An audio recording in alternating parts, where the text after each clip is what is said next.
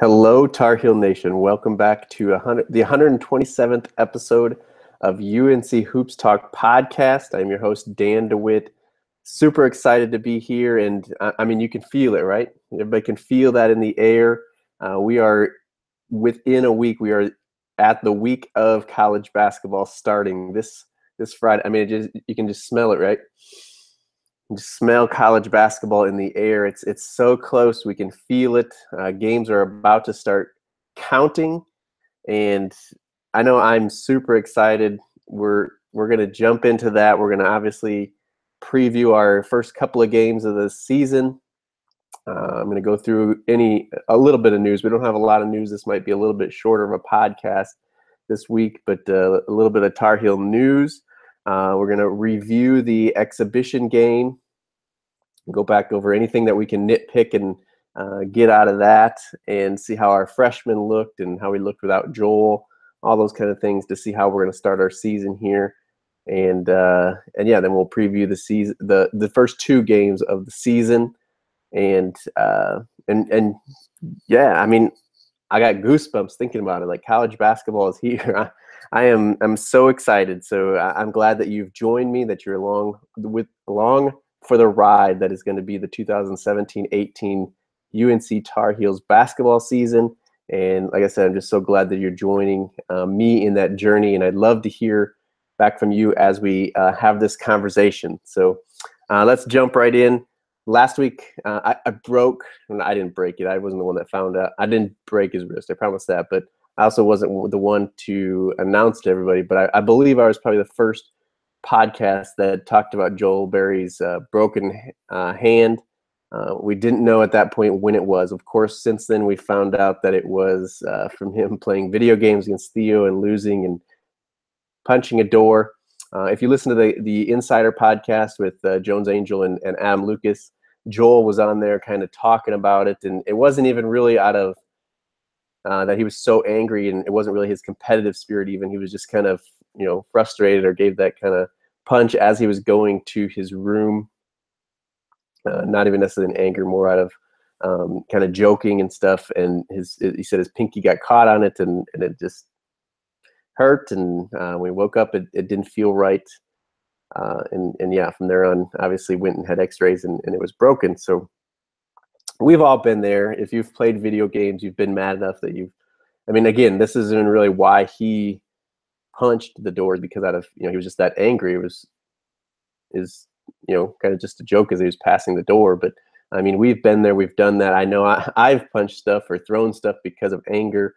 And maybe if you don't play video games, you've done it, watching your team, whether that's Carolina basketball or Carolina football, or just, any other sporting team that you support.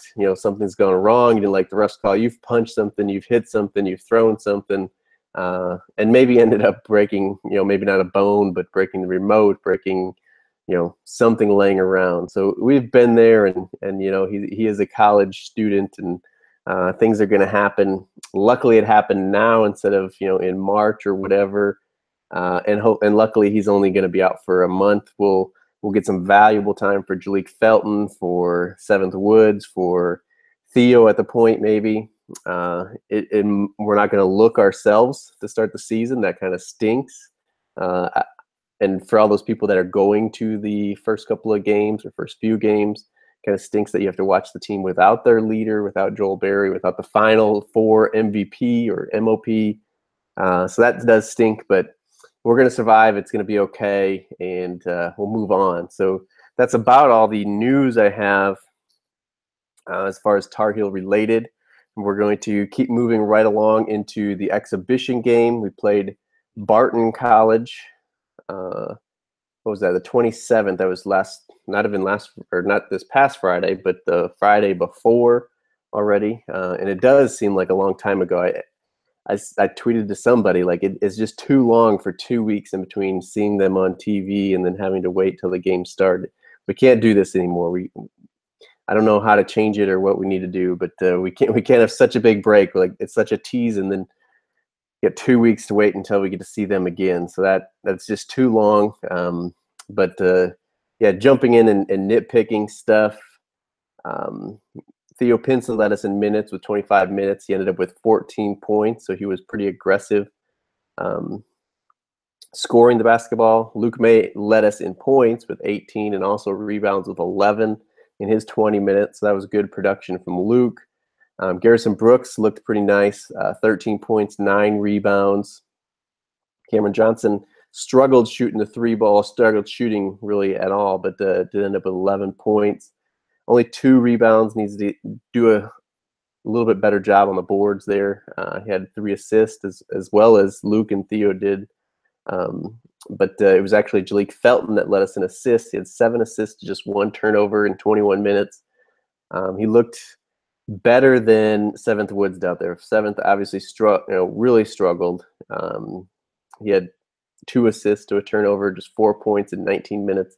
Jalik only had 5 points, but his 5 points, a couple of layups where he just went by people. He just kind of made up his mind, okay, I'm going to score the ball or I'm going to drive to the hole. He had some great dishes off of those for dunks, for easy put-ins, and then he finished a couple as well. 7th got it by a couple of people, and then he just couldn't even finish. He missed a couple of layups. I mean, just bunnies, and so he's got to fix that a little bit. And he did struggle. Maybe it's obviously nerves, and a lot of the guys, Cameron Johnson shooting the ball, the freshman coming out there.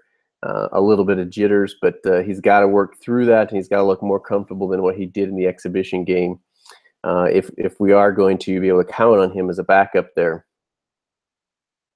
Let's see. Kenny Williams struggled shooting the ball as well, as 1 for 6 overall. Let's see. I guess what I can hit on, Andrew Platek had 14 minutes, but really didn't give us anything. As far as the freshmen go, though, the 3 big guys, Garrison, Sterling Manley, and Brandon Huffman, they all looked good. Garrison definitely looked the best, which is the reports we had been getting before the exhibition even. But it's kind of like and I think Roy has even said this in a press conference before, but if you take kind of one piece of each of the big guys, if you could put them all together and take what they do best together, you'd have a really good big guy. They kind of each do something really well. Garrison Brooks definitely looked the most polished, the most ready, and he's going to get the most playing time out of the big guys, definitely at the beginning of the season. Brandon Huffman, and I'm not the first person to say this, probably won't be the last person, is kind of like a Joel James mold, just a big old guy, dunks the ball hard. I think he is. I mean, he is definitely further along than Joel was as a freshman here. But he had 7 rebounds, 6 points. I think probably all on dunks. He did have 5 blocks. He looked good blocking the ball. Had some really nice. And Roy's even said just dunks the ball so hard. And we've, as Carolina fans, we've had some big guys that didn't. I mean, remember Tyler Zeller just never seemed to want to dunk the ball. He always was kind of laying it in. Someone else I always think, like, why doesn't he dunk the ball instead of just kind of laying it in there? I know we've said it about big guys at UNC before. So to have somebody that just throws it down so hard is a good thing. And then Sterling Manley had 8 points. His stroke looked good from the free throw line. I don't know that he's going to be shooting the ball even that far out just in regular play, but also had 7 rebounds. And I do have the stats. I guess they put up the stats from the charity jamboree, but it's just so random. And I know I heard Roy was reading lineups off a note card, like it was predetermined. It wasn't necessarily to win and stuff like this. And so I'm not even going to get into those stats. It's, Andrew Platek led us in minutes, and nobody played more than 8 minutes in a game. And they're just kind of all over the place. So we're not going to get into the stats of the jamboree. But what I've heard is, and now I forget where I was going with that, but that our big guys did not rebound well, I think I think that's where I was leading. Sorry, brain fart there. But we didn't rebound bad against Spartan. Obviously, they weren't the same caliber that we're going to see. And then what we saw at the jamboree, even though it's a short amount of time, it sounded like we did not rebound as well. And obviously, that's still not the kind of competition we're going to have to play against and beat during the season. So our rebounding is not going to definitely be the same as last year. We just got to make sure. And the wings, Cameron Johnson, Theo Pinson, they're going to have to pick it up. Obviously, Jalik Felton, Joel Berry, some of those guards too are going to have to come back and rebound and help us with that, for us to even be competitive with what we were last year as far as rebounding the ball. So that's kind of the reports out of the exhibition, out of the jamboree. Like I said, I'm not going to get into the jamboree stats because they are as meaningless as an exhibition game is, and the stats there and all that. The jamboree is just that much more useless, if that's even possible. But so we're not going to get into that. And so, yeah, really all we got left here is looking forward to what the Tar Heels coming ahead. So obviously we got Northern Iowa this Friday. I'm recording this on Monday, November 6th. November 10, we play Northern Iowa, our home opener in Chapel Hill in the Dean Dome, and 7 p.m. Eastern time. Let's see. I don't know if it says a station here. I know it's on one of the ESPN networks. I'm almost certain of that. It does not say here. I don't know why. I'll see if I can figure out if that will work. But 7 p.m. Eastern, Northern Iowa. Decent club. They've made the tournament in the past. If we had Joel, I would say there's no way we're losing this. There is a chance we lose. They're a quality team, but I just don't think we're going to. I don't think really there's again, unless we just have complete breakdown, we turn the ball over way too much, we don't rebound.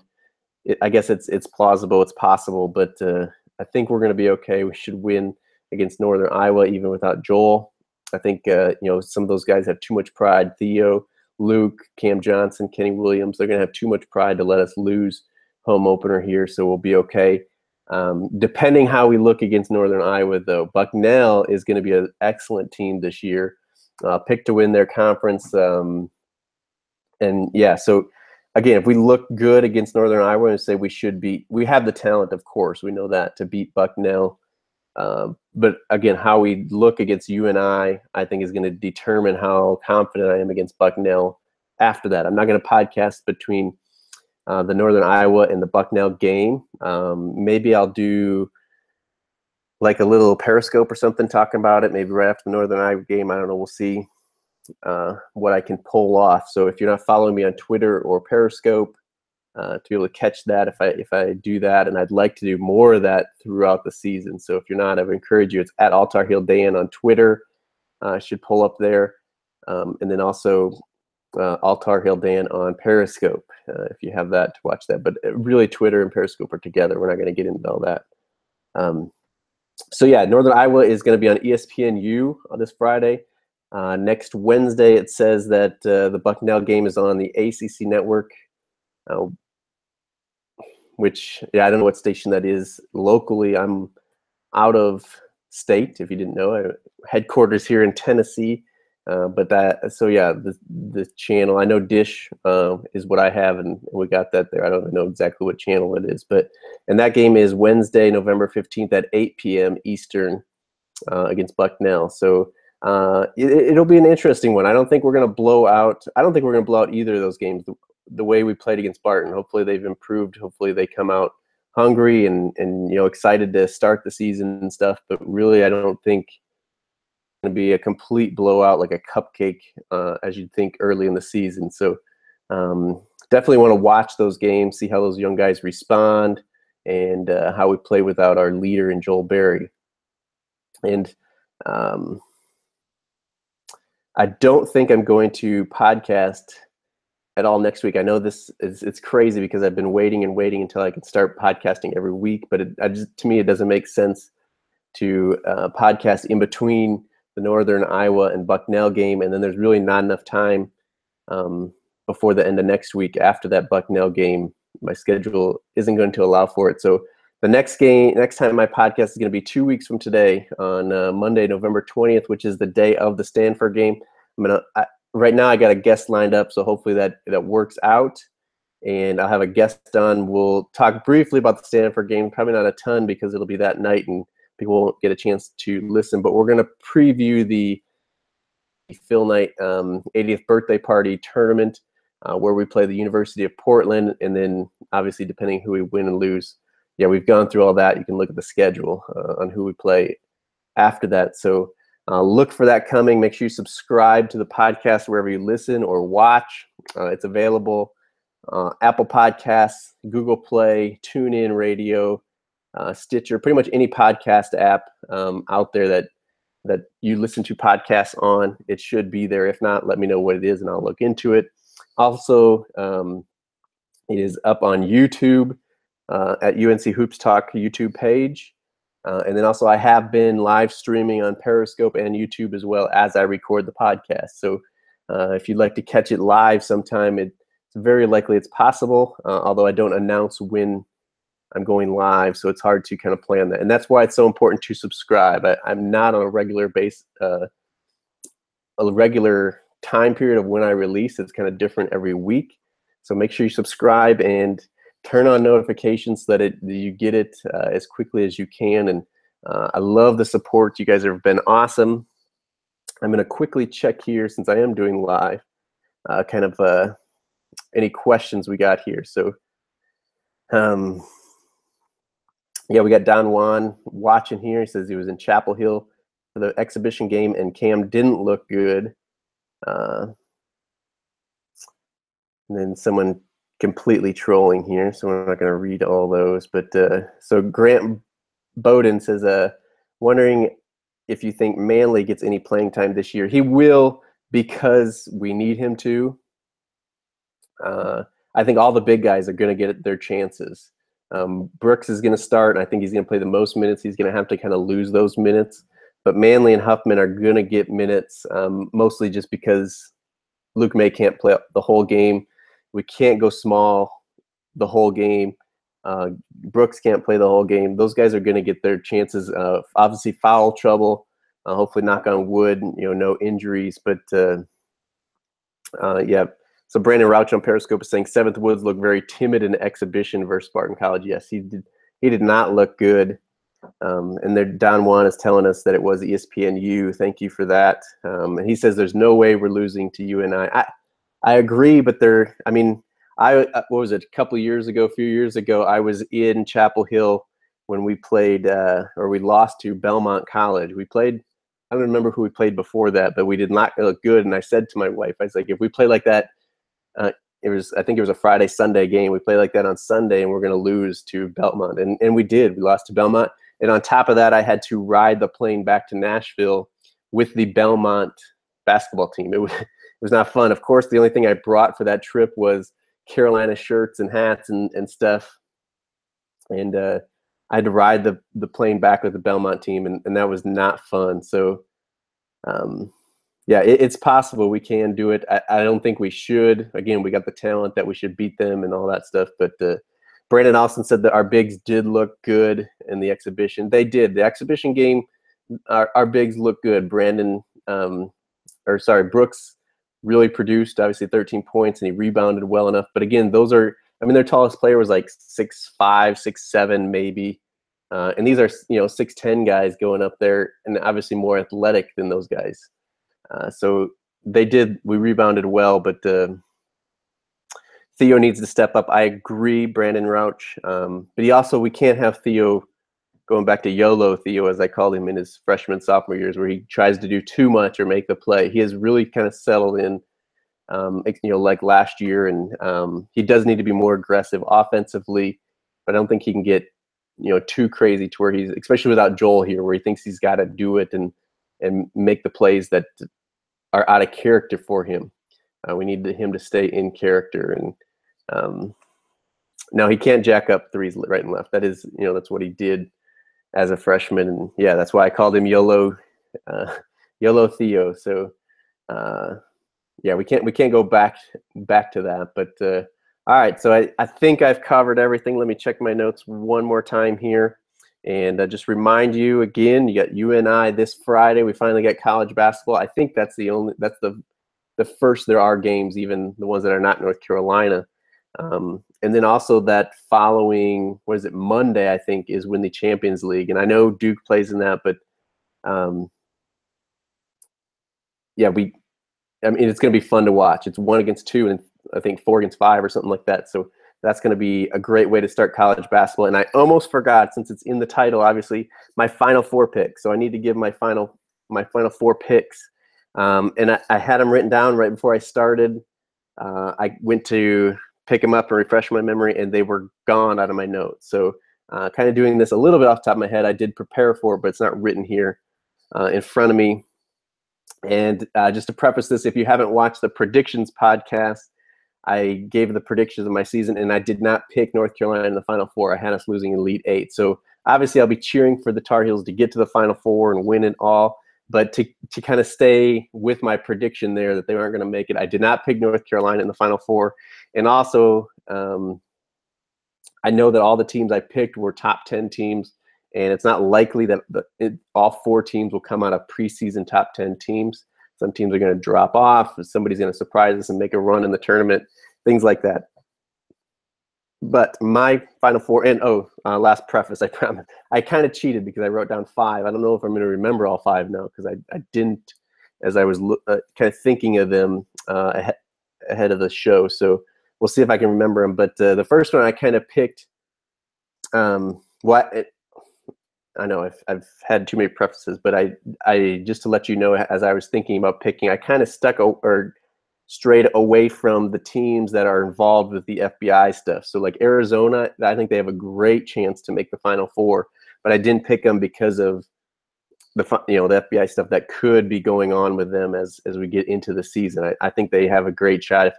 If I knew that nothing was going to happen, nobody'd get suspended from them or ruled ineligible or anything like that, I would probably pick them. But because that I did not. Michigan State I picked, and I kind of had a question mark about them because it seems like when Tom Izzo has a really talented team, they kind of underperform. Remember the year with Valentine, they lost to Memphis or Middle Tennessee State in the first round, and it seems like when he's got a team that's the 6-7 seed, they make a run to the Final Four. If they're a 1-2 seed, they kind of underperform. So I did pick them, but I kind of questioned myself on that because of those prefaces. I love Tom Izzo as a coach. They're going to be really talented, so they're going to Kansas. I kind of put a question mark by them as well. They got the talent to do it. A little bit young, but then also I kind of leery, even though they haven't been named in any FBI stuff. But if it moves along quick enough, I could see them getting involved in not the right way. So I got Kansas in there.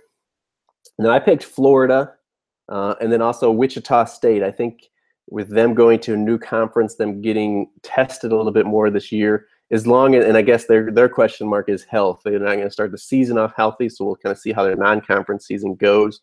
But if they can be healthy and going to their peak as far as talent goes, they could really make a run at the Final Four. And they being in a better conference, they shouldn't get screwed over like when they had to play Kentucky as the undefeated 1 seed, or when I think they were an 8 or 9 and it got matched up with Kentucky last year, a couple years ago. So Brandon Rauch has Wichita State, Duke, Kentucky, USC as his Final Four.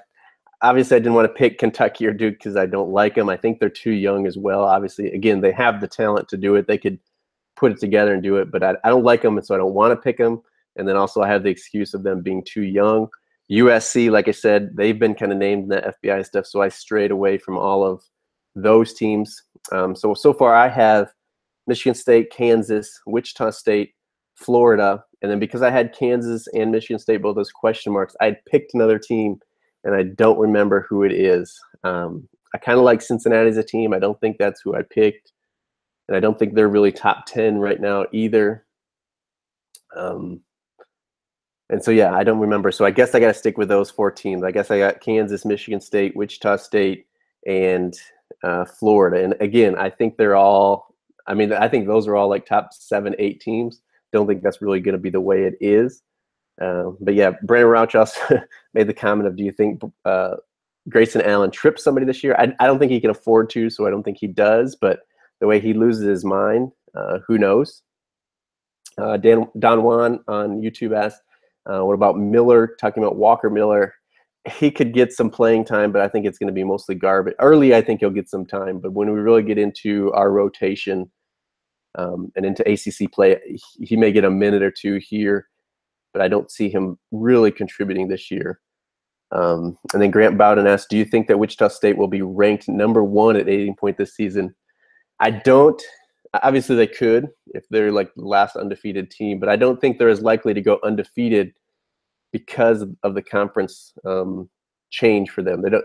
I mean, they just blew through the Missouri Valley every year, and so they were always like the last undefeated team. I don't see that they will do that this year, and they don't have to because they're going to have a better strength of schedule with their conference, and so they don't have to get the automatic bid from their conference to make the tournament. They could come in second or third in the conference and still be easily in the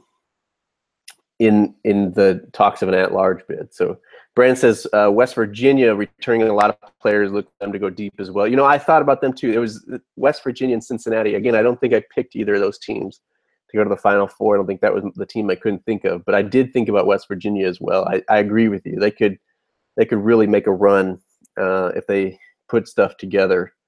Of course, they're in the Big 12 with Kansas. They probably aren't going to win their league, but yeah, they could easily make a good run. I like, you know, Cincinnati, West Virginia. Those guys, those Bob Huggins teams are always tough and always tough to beat. So yeah, I love the question, guys. I think I got to end it here. I covered everything. Make sure you're connected with me. I'd love to chat more off the podcast. I will talk Carolina basketball or really college basketball with anyone, anytime, any place. So all the links to my social medias will be in the description of the video or the podcast, or if you listen to it. Make sure you connect with me. Let me know that you were watching. Thank you, Brandon, for your comments. Thank you, Don Juan and Grant for your comments. And again, make sure we're connected. I'd love to keep talking with you guys. And yeah, that's all I got. Went on probably too long, but again, I love the interaction, and hopefully it makes for a good podcast. I'd love to do this more. So until next time, go Heels.